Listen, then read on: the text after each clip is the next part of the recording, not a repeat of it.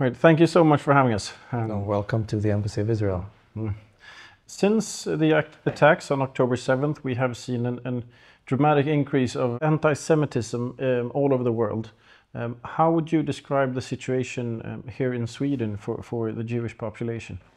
Well, it didn't take long, as you said. I mean, already on October 8th, Hamas called for a global jihad against all Israeli and Jewish institutions and installations around the world. And of course, as the war goes on for 23 months now, we have seen this becoming worse. Of course, the fact that Swedish Jews have to feel uncomfortable, because uncomfortable is a mild term. The fact that they feel intimidated, scared, unwelcome because of the deeds of the Israeli government, that is nothing but anti-Semitism. One of the definitions of anti-Semitism, you're probably aware of, the International Holocaust Remembrance Alliance, the IRA, which is a Swedish initiative. It is a global alliance that Israel is currently presiding over.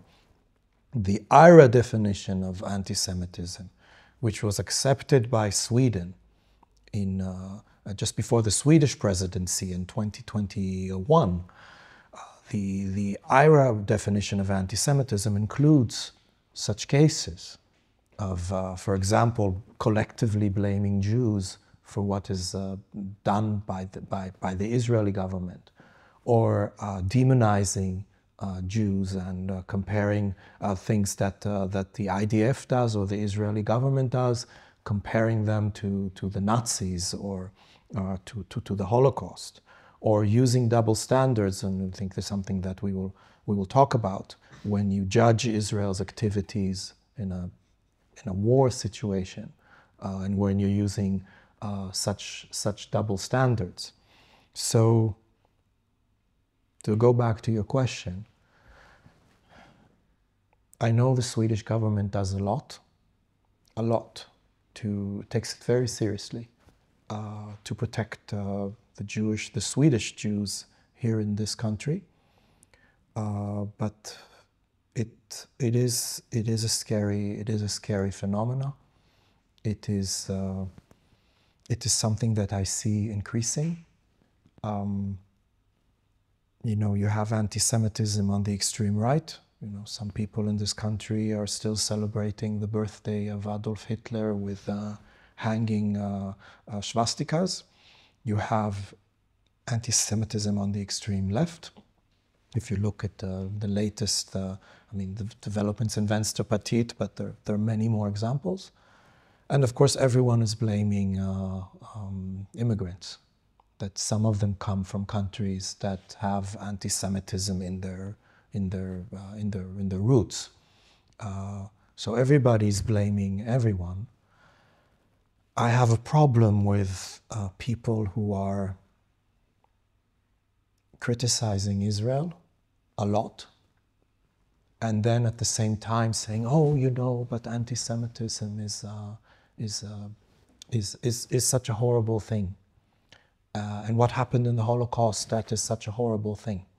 But then they go out and say so many words of criticism against Israel. And I know that criticizing Israel is not anti-Semitism. It's quite legitimate. If you look at the Israeli opposition, it criticizes the Israeli government every day, as what happens in democracies. But a lot of the criticism here goes beyond the IRA definition of anti-Semitism, goes beyond legitimate criticism. It is delegitimizing of the only Jewish state, delegitimizing of Israel. And when people here in academic circles, cultural circles, political circles, in the media are so obsessed with criticizing Israel, and some of the demonstrations, some of the slogans are obviously anti-Semitic, Jews in this country feel less and less welcome. That was a very long answer. I hope, but I hope you can. I hope you can keep some. You get what I'm trying to say. Yeah, I mean, there's a sort of it seems to be a very blurred line between sort of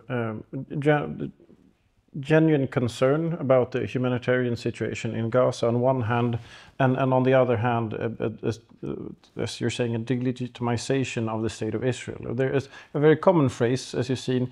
One of the strangest occurrences I've seen is sort of a left-wing demonstration and a Nazi demonstration at the same time at Sergels Torg, both of them carrying carrying big sheets saying "Crush Zionism." So how do you? I mean, Zionism is itself. It's the idea of an Israeli state, of a national homeland for the Jewish people. It means that self-determination for the Jewish people. If you say that you're I'm not anti-Semitic. I'm just anti-Zionist. You're basically saying that every other group around the world, the Swedish people, the British, the English people, the Palestinian people, everyone has the right for self-determination, but the Jewish people. Basically, that's what you're saying, because the Zionist movement is the movement to create a homeland for the Jewish people in the land of Israel. This is what Zionism means. If you are against that, it means that you are against this idea. You can be against certain Israeli governments. You can be against certain policies. You can criticize Israel as you criticize any other government. But the fact that you have neo-Nazis and extreme left at the same time saying crush Zionism, or slogans that call from the river to the sea, which means that from the river Jordan to the Mediterranean Sea, there will only be one place, which is not Israel. That is a definition of anti-Semitism. And again, I refer to the IRA definition of anti-Semitism, which gives very clear, it's a working example, it's a working definition, it's not legally binding, but it has good examples of where is the line, the clear line that you cross when it's not legitimate criticism, it is demonizing, delegitimization of the whole idea of the Jewish state, and it's double standards when it comes to judging Israel. This whole thing with anti-Zion, it's, you know, researchers like for example, Professor Mattsson, Christer Mattsson from the Segerstedt Institute in Gothenburg, he calls it the Israelification of anti-Semitism.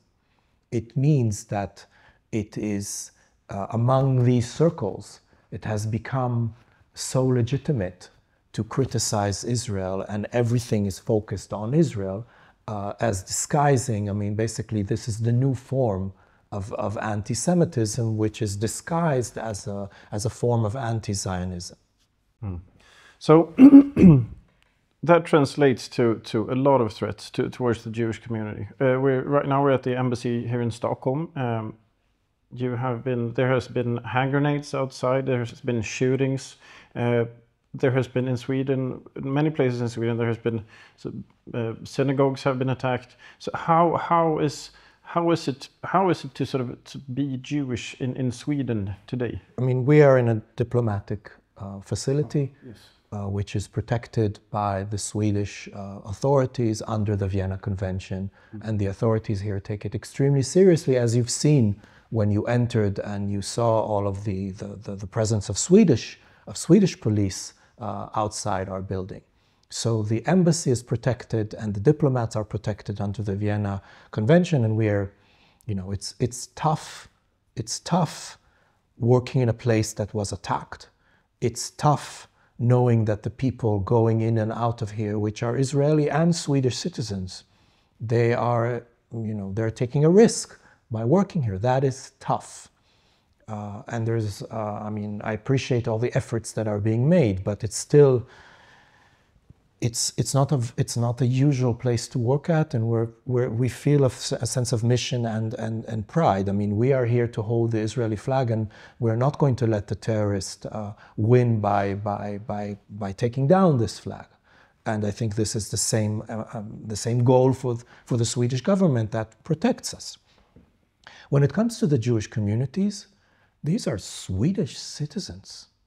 They are Swedish citizens that should be safe like any other Swede. And there is freedom of religion in this country, so people should feel safe to go to, if it's a synagogue, or if it is a community center, or if it's a school, or if it's anywhere else, or even if they just want to walk in the streets and wear a Star of David, or maybe a kippah, or anything else that singles them out as Jews. When they walk by demonstrations, and these demonstrations have flags or slogans or crying out for, again, for the destruction of Jews, the Jewish state, when things that are said in Arabic are different from things that are said in Swedish, these are Swedish citizens, born and raised, and that they don't feel safe in their country.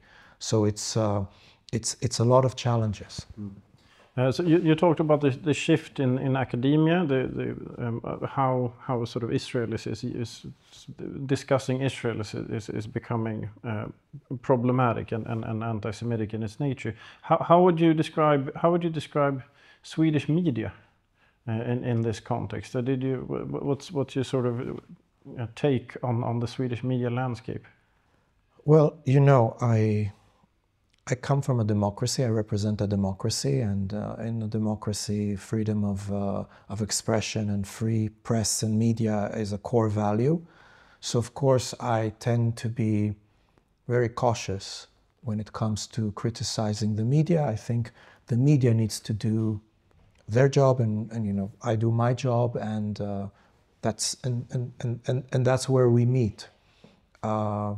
Still, one cannot ignore the fact, and this is a phenomenon not only in Sweden, but worldwide, that some media outlets are very quick to take Hamas propaganda when it comes to the dealing of Middle East.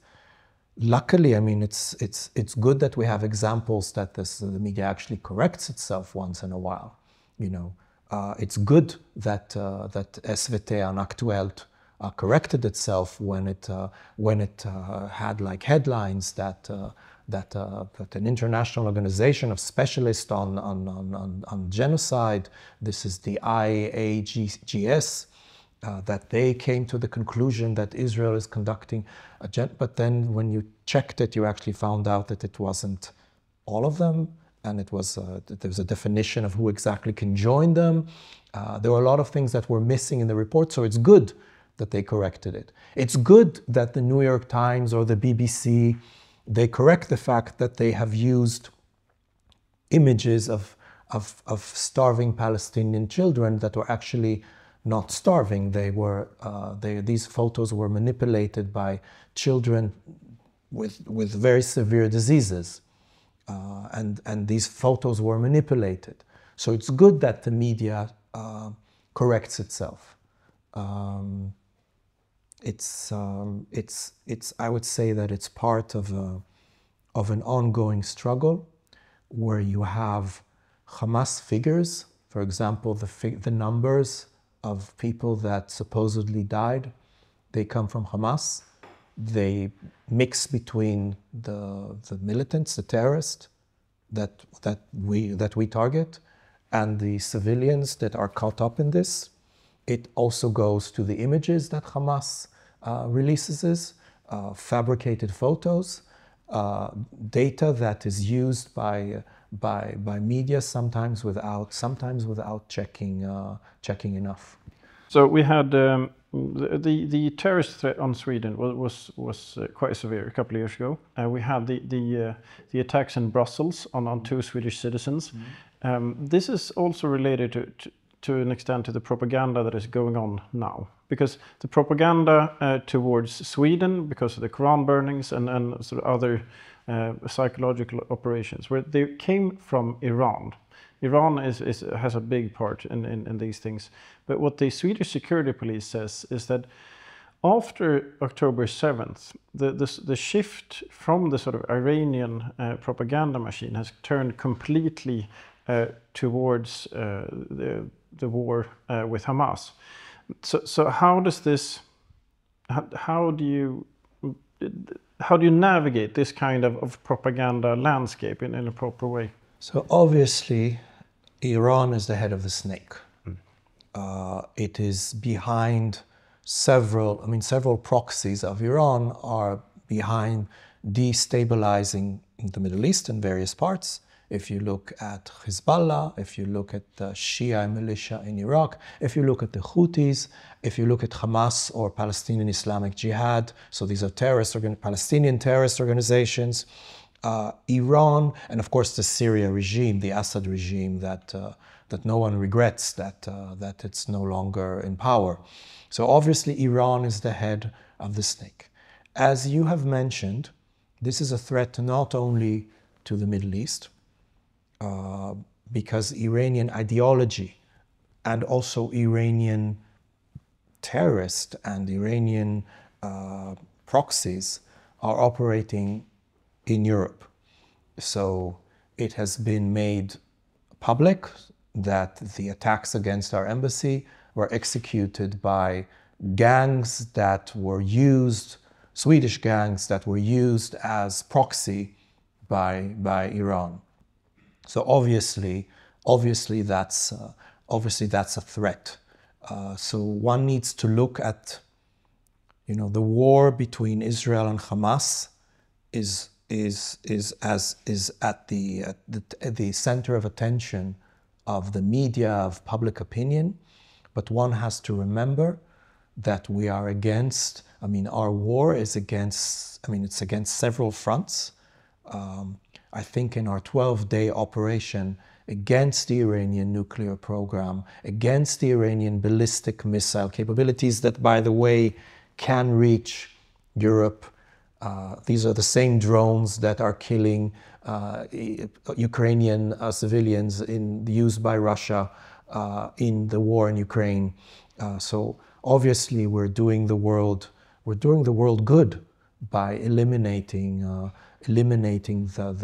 and of course we're doing Lebanon a big favor by weakening, by basically eliminating the leadership of Hezbollah and its capabilities, and finally the Lebanese government and the Lebanese army can take control of the country. So it is a war in different fronts against the same radical jihadist Islamist ideology. Sweden has not been at war for 200 years. For many, it's hard to understand the complexity of this conflict, and a lot of people tend to see it as sort of the big military might of Israel and the sort of Hamas and the Palestinians. The underdog. Yeah, the underdog. So what do you think about sort of that way of looking at the conflict? So it's interesting that you talk about the Swedish context, which of course is a peaceful one. Luckily for you, people here don't understand or don't remember or don't have the idea what it means to be threatened, what it means to be woken up by a terrorist attack, people sleeping peacefully in their beds, or going to a music festival and being taken hostage. I think it's also, if we talk about the Swedish context, maybe it is something about the weather, the climate, the fact that you either have too much sun, too much light, or too much darkness, and people sometimes tend to see things in black and white. And the situation on the ground is much more complex than that. It is much more complex than saying, these are the good guys and those are the bad guys. These are the powerful ones and these are the weak ones. It is much more complex than that. And I think one needs to understand that what is going on now is that Israel is in a war of self-defense. We are in a war against a terrorist organization and a radical movement that wants to destroy us, that calls for our destruction. They started this war. with the atrocious attack on October 7th, I think the world tends to forget that this attack was, it was the most brutal attack against the Jewish people since the Holocaust. 1,200 people were murdered. They tortured people. They raped people. They burned people, and they took more than 250 people hostages. And as we speak, 48 hostages are still held in terrible, terrible, terrible conditions in Gaza. So one has to remember how this war started, and one has to remember how this war can end. And the war can end tomorrow. All Hamas has to do is to release the remaining hostages and to give up military power of Gaza, which is what everybody's telling it to do. And then this war will end tomorrow. The term genocide is used a lot today against sort of what's happening to the Palestinians. What do you think about that? The term genocide has become extremely banal. This term was created after World War II to prevent from the atrocities of the Holocaust to occur again. It is amazing how the people who were actually, if there's anyone who has genocidal intentions, clear genocidal intentions, which are stated in the Hamas charter or everything that the Iranian leadership says, they are calling for a genocide of the Jewish people. This is what October 7th was all about. It's amazing how the people who have suffered from genocide in the past and something that happened on October 7th are the ones that are falsely accused of that today. Now, the people who are accusing Israel of genocide are taking the role of the international community. They're taking the role of the ICJ. Now, we can talk about how objective or not objective, but that's a different discussion. But politicians, experts that don't even have, so-called experts that don't even have all the information, that say, oh, no, people that go out in demonstrations, that go out in, culture events, people say, stop the, since when, how can you define that this is a genocide? This is a war, a tragic war. Israel is fighting a terrorist organization. This organization has been preparing this war for years. It's hiding behind its own civilians. It has no respect. For them, the more Palestinian civilians that die, that their resistance looks that's part of their propaganda. Israel is fighting like any democracy fights, with respect of international humanitarian law, which is very complicated, but this is our moral issue, our moral duty. And you come with these false accusations without even having any factual base to it. This is the longest war that Israel has ever been in. And what you're seeing now in Israel is widespread protests about the government, about the war in itself. What are your thoughts on sort of the situation in Israel and of the Israeli people? Israel is going through a very rough time. Of course, in a democracy, there are demonstrations. There's always been demonstrations for the government, against the government, for this or for that. That is part of a vibrant democracy that I'm proud to represent. The goals of the war have not changed. They are about the release of the hostages and the elimination of Hamas's military power in Gaza. These are the goals. If Hamas does these two things, the war will end tomorrow. It shouldn't take that long. The fact that it's taking long is because it's hiding behind civilians and highly densely populated areas where we have no choice to work very cautiously, like we are preparing now when we want to take over Gaza City, which is the last remaining stronghold of Hamas. Now, I mentioned these two goals. Obviously, the families of the hostages, and I can understand them, and our heart is broken when we see the images of deliberately starved Israeli hostages that are rotting, that are close to death. Some of them may have, I mean, the 20 that we believe are still alive, they're in the most terrible, terrible condition. So on the one hand, you have people, the families of the hostages, but many other people, also the hostages that came back and know what, you know, they know that the hostages have no time. And they say, bring them home now. Release all the hostages. And then there's the goal of eliminating Hamas, because we don't want Hamas. Imagine a situation where there's a ceasefire. You don't have to imagine. This is what happened in the 42 days of the previous ceasefire. There's a ceasefire. Some hostages are released. More aid goes in. Hamas exploits the aid, and we know for a fact that they do that. They take over the aid.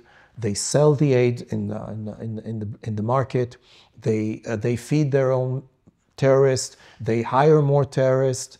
So imagine a situation where the hostages are released, Hamas remains in power, and it says that it's already preparing the next attack. So that's also something that any government cannot accept. We cannot accept a situation where our borders are not safe. Hamas is going to use, do you think they're going to use all the international aid that is pouring into Gaza and all the money that will pour into Gaza for the rebuilding of, do you think they're going to use it for skyscrapers? They will probably use it for more tunnels, which is what they have done in the past. So there's an outcry in Israel. People obviously are not happy. Everyone wants this war to end now. Everyone wants the hostages back now.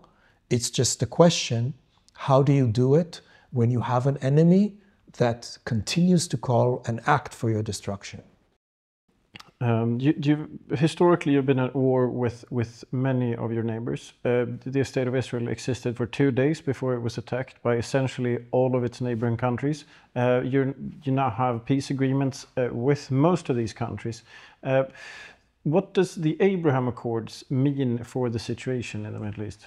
The Abraham Accords are a pragmatic way of looking into the Middle East, saying that the Middle East is, first of all, is a region that is not only dominated by the Israeli-Palestinian conflict. There are other players in the region that destabilize it, mainly Iran, which is a major source of instability and concern for many Arab countries in the region. So the Abraham Accords is basically a pragmatic way of saying, okay, let's cooperate on economic development. Let's work together because there are big economic centers in the Gulf and in other parts of that can contribute together with Israeli innovation, can contribute for the well-being.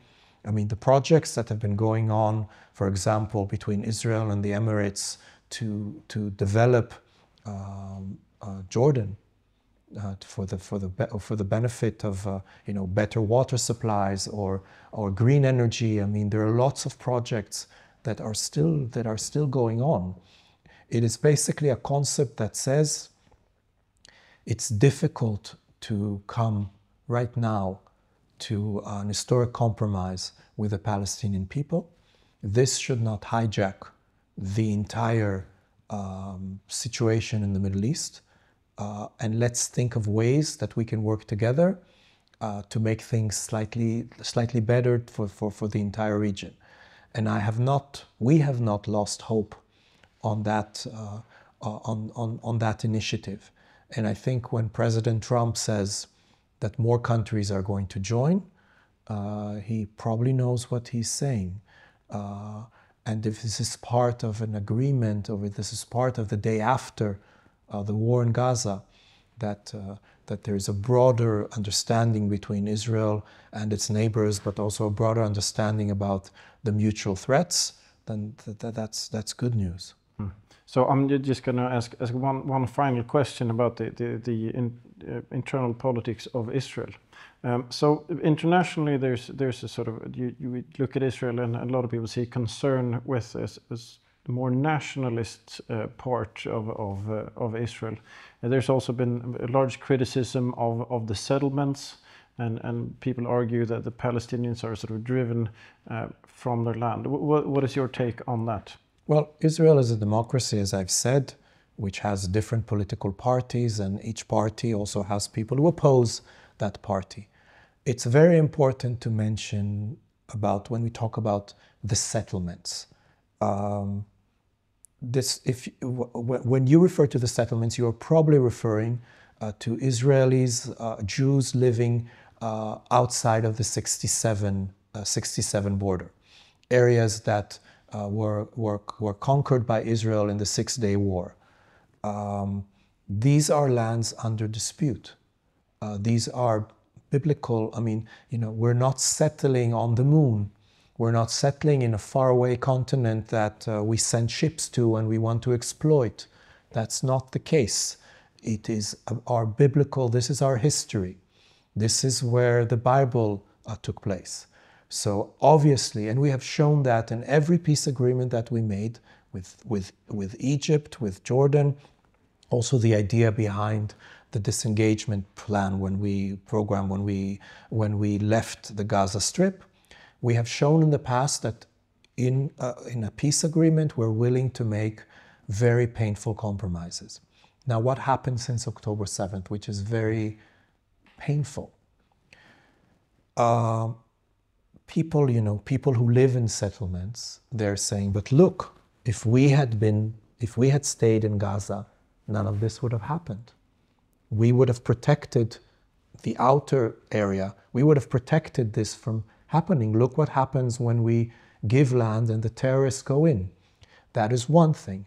The second thing, and people who are shouting in the streets and demonstrations, end occupation, Israeli occupation. What occupation are they talking about?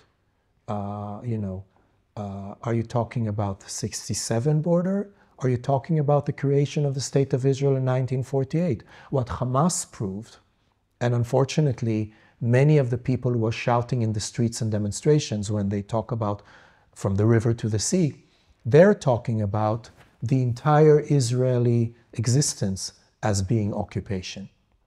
So there are different definitions, and if we want to have a better future for the Middle East, which will be, we understand that any agreement has to be part of a compromise. It could be a painful compromise.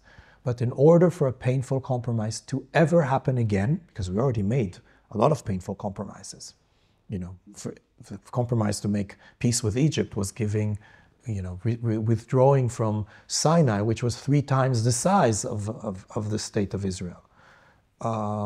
If we want peace in the Middle East, if we ever want to live peacefully with our Palestinian neighbors, if there is a compromise, they have to give up their dreams of annihilating us. They have to give up these jihadist elements in their society must be de-radicalized. Otherwise, they're not going to have, if you think that anyone in Israel after October 7th is just going to give land just like that, because someone promises them that there's going to be a peace one day, unfortunately, until these radicals are taken out of the equation, that's not going to happen. Okay, I have to ask you one more question. Yeah.